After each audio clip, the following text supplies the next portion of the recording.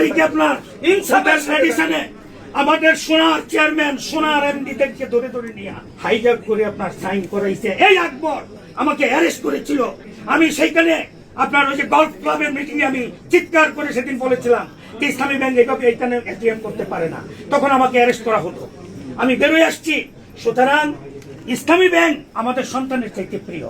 এই মানুষগুলো যে কোনো জায়গায় যাইতো, কমিশনার হইতো, আপনাদের মতো আইজি হতো, আপনাদের কাছে মন্ত্রীও হইতে পারতো, কিন্তু তারা তাদের জীবন তাদের যৌবন ইসলামী ব্যাংকের সৎ উপায়ে নিয়োগ করেছে। এখনো তারা একটি পয়সা এদিক সেদিক করে না। অথচ দেখেন ইসলামী ব্যাংকের সাবেক চেয়ারম্যান, শেষ চেয়ারম্যান 35 লক্ষ টাকার একটা গাড়ি ব্যবহার করেছে। আর এই এসালমের দোসররা ইসা তার যে ডিএমডি তার যে ইবিপি হেরা আপনার 3 কোটি টাকার গাড়ি কিনছে। এই ছিল ডিফারেন্স। বলেন এই টাকা তো আপনার আমার। আমি থ্যাংক ইউ, কিন্তু কোনো চাপ দিয়েন না। এটা আমরা জাতির পক্ষ থেকে থ্যাংক ইউ কোনো চাপের কাছে কোনো কাগজ কোনো ডকুমেন্ট যদি আপনার খুরশেদ আলমের পাশে আপনার হাত দিয়ে যায় আমরা আপনাকে, কারণ আপনি একজন সৎ মানুষের সৈনিক। কারণ এই আবু রেজা ইহাদের মতো লোকেরা আদালতের কাছে ফাইল উঠাই দিছিল। আমি গিয়া প্রতিবাদ করেছি রাত্রে 3টে বাজে ইসলামী ফাউন্ডেশনে গিয়া। অতএব ব্যাংকের সেক্রেটারি হিসেবে কোন ফাইল আপনার কাছে আল্লাহর দুহাইতে বলে যায় এসালমের এই দূষণ খুরশেদ আলমের বাসায় বসুন্ধরায় অথবা কোথাও সাপ্লাই দিবেন না, অনুরোধ করে গেলাম। আসসালামু আলাইকুম রহমতুল্লাহ। সুপ্রিয় দর্শক, জামাতে ইসলামের তিলে তিলে গড়া ইসলামী ব্যাংক এবার সত্যি সত্যি গিলে ফেলল বিএমপি এবং এস আলমের লোকেরা। আপনারা জানেন যে গতকালকে আন্দোলন করার কারণে নতুন এমডি এস আলমের ডান হাত যিনি, তিনি কিন্তু ঢুকতে পারেনি, ব্যাংকে ঢুকতে পারেনি। রাত 11টার সময় জরুরি অনলাইন বৈঠক করেছে। বৈঠক করে আগের এমডি ওমর ফারুকের পদত্যাগ বহাল রেখেছে এবং বাংলাদেশ ব্যাংকের চাপেই এটা নাকি হয়েছে। আপনারা স্ক্রিনে দেখেন, আমার দেশ নিউজ করছে যে বাংলাদেশ ব্যাংকের চাপে রাতেই ভার্চুয়ালি ইসলামী ব্যাংকের পর্ষদ সভা অনুষ্ঠিত। এরপর দেখেন ইসলামী ব্যাংকের পর্ষদ সভায় এমডি ওমর ফারুক খানের পদত্যাগপত্র গৃহীত। এরপর দেখেন যে ইসলামী ব্যাংকের নতুন চেয়ারম্যান, রাস্তায় আন্দোলনের সিদ্ধান্ত পরিবর্তন হবে না জানালো বাংলাদেশ ব্যাংক। মানে আপনারা যতই আন্দোলন করেন সিদ্ধান্ত পরিবর্তন হবে না, এটা উপর থেকে ফিক্সড হয়ে গেছে যে এস আলমের লোকেরাই ব্যাংক এখন পরিচালনা করবে। তো এই বিষয় নিয়ে সুলাইমান নামের এক ভাই একটা পোস্ট করছে, আপনারা এই পাশে দেখেন যে রাত 11টায় অনলাইনে ইসলামী ব্যাংকের তথাকথিত বোর্ড সভা করে এক কলঙ্কজনক অধ্যায় রচনা করলো ইসলামী ব্যাংকের বর্তমান বোর্ড। সবাই ব্যাংকটির ব্যবস্থাপনা পরিচালক দুঃসময়ের কাণ্ডারি ওমর ফারুক খানের পদত্যাগপত্র গ্রহণ করে অব্যাহতি প্রদান করা হয়। দেশে এমন কি অবস্থা চলছে, রাত 11টায় ব্যাংকের বোর্ড সভা করতে হলো। হাসিনার পথে হাঁটছে বর্তমান সরকার। ইসলামী ব্যাংক থেকে 1,60,000 কোটি অলরেডি সরানো হয়ে গেছে টাকা। তো এই টাকাগুলো যখন গ্রাহকেরা পাচ্ছে না, তারা তো আন্দোলন করবেই। এদিকে তেলের দাম প্রতি লিটারে 5 টাকা করে বাড়ানো হয়ে গেছে। আপনারা একটা লিস্ট দেখেন, স্ক্রিনে দেখেন যে অন্তর্বর্তীকালীন সরকারের সময় কত টাকা ছিল লিটার, আর বিএমপি এই 3 মাসে 2 দফায় দাম বেড়ে কত টাকা হয়েছে। এটা নিয়ে কারো কোনো মাথা ব্যথা নেই। বিএমপির লোকজনদেরকে সাংবাদিকেরা জিজ্ঞেস করলে বলে এটা কোনো ব্যাপার হলো, 5 টাকা বেড়েছে, এটা হতেই পারে। তেল তো আর বাংলাদেশে তৈরি হয় না, এটা বিদেশ থেকে আসে, কখন কী হবে বলা যায় না, এরকম অবস্থা। তো প্রিয় দর্শক, ইসলামী ব্যাংক থেকে যে 1,60,000 কোটি টাকা সরানো হয়ে গেছে অলরেডি, নামে বেনামে বিভিন্ন জায়গায় মানে উত্তোলন করা হয়ে গেছে টাকা। এই বিষয় নিয়ে গুরুত্বপূর্ণ আমরা একটা ভিডিও দেখব, তাহলে আপনারা পুরো বিষয়টা বুঝতে পারবেন। হ্যালো এভরিওয়ান, স্বাগত জানাচ্ছি সবাইকে।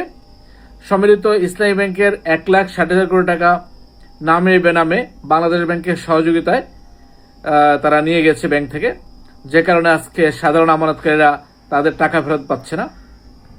তবে অবাক করার মতো বিষয়, এই সম্মিলিত ইসলামী ব্যাংকের আমানতকারীদের টাকা দেওয়ার ব্যাপারে সরকার এখন পর্যন্ত কোনো ধরনের ভূমিকা দেখা যায়নি।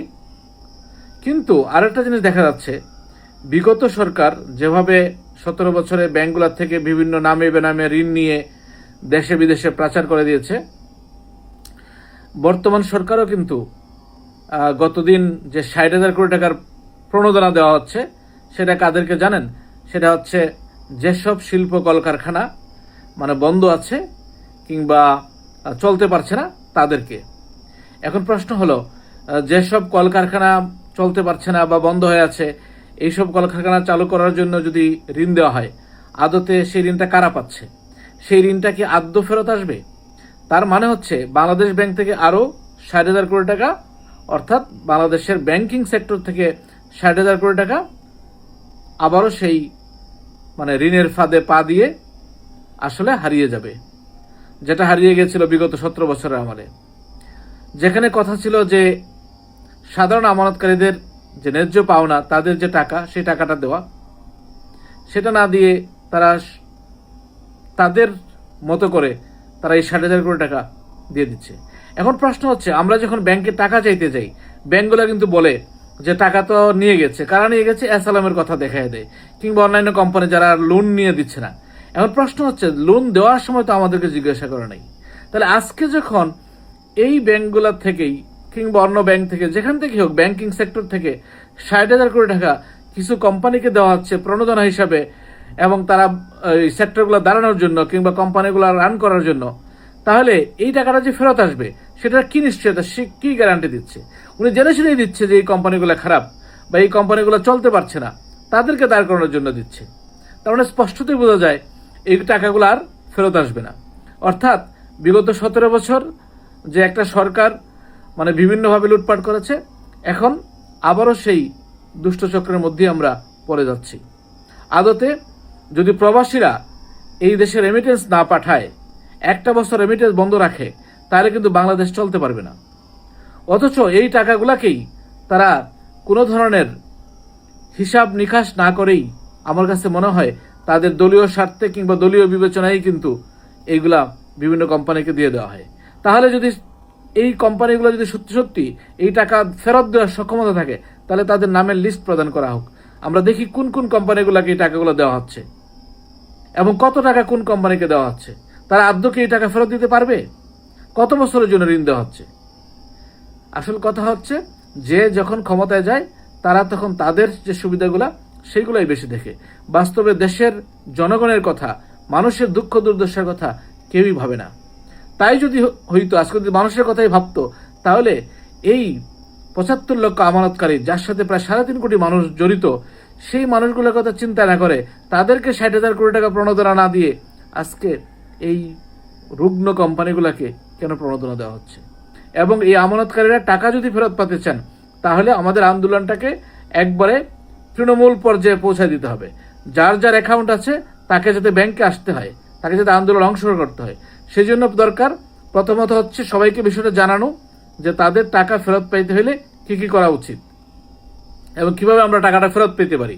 সরকারের সাথে যেমন আমাদের দেন দরবার করতে হবে, ঠিক তেমনিভাবে মাঠেও কিন্তু সক্রিয় ভূমিকা রাখতে হবে, এবং সেটা অনলাইনেও কিন্তু আমাদের আন্দোলনগুলোকে সাধারণ মানুষের কাছে নিয়ে যেতে হবে।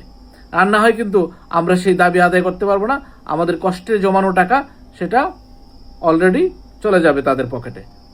তো যাই হোক, ধন্যবাদ সবাইকে। সবাই ভিডিওটা শেয়ার করবেন, সবাইকে দেখার সুযোগ করে দেন, সবাইকে আমাদের সাথে যুক্ত করেন। তাহলে দেখবেন আগামী দিনের যে আন্দোলন, সেই আন্দোলনের একটা ফলাফল পাওয়া যাবে। সুপ্রিয় দর্শক, আপনারা ভিডিওটা দেখলেন, আশা করছি পুরো বিষয়টা বুঝতে পেরেছেন। তো ইসলামী ব্যাংক যদি ধ্বংস হয়ে যায়, বাংলাদেশে ধ্বংস হয়ে যাবে, এটা আপনারা মনে রাখেন। কারণ এস আলম গত 17 বছরে এই হাসিনার আমলে এস আলম যখন ইসলামী ব্যাংকের নিয়ন্ত্রণ নিয়েছে, তখন থেকে কিন্তু কয়েক হাজার কোটি টাকা সরিয়ে ফেলেছে। তো ইসলামী ব্যাংক ধীরে ধীরে সেগুলো রিকভার করতেছে। কিন্তু এখন যদি আবার ইসলামী ব্যাংক আবার এস আলমের হাতে চলে যায়, আরও হাজার হাজার কোটি টাকা কিন্তু চলে যাবে ইসলামী ব্যাংক থেকে। বাংলাদেশ দেউলিয়া হতে আর সময় লাগবে না। তো আপনারা যারা গ্রাহক আছেন, আপনারা চিন্তা ভাবনা করেন যে আপনারা কি করবেন, টাকা উত্তোলন করে নেবেন নাকি আরও ধৈর্য ধরে দেখবেন কি হয়, সেটা আপনাদের ব্যাপার। সকলকে ধন্যবাদ। আসসালামু আলাইকুম ওয়া রাহমাতুল্লাহ।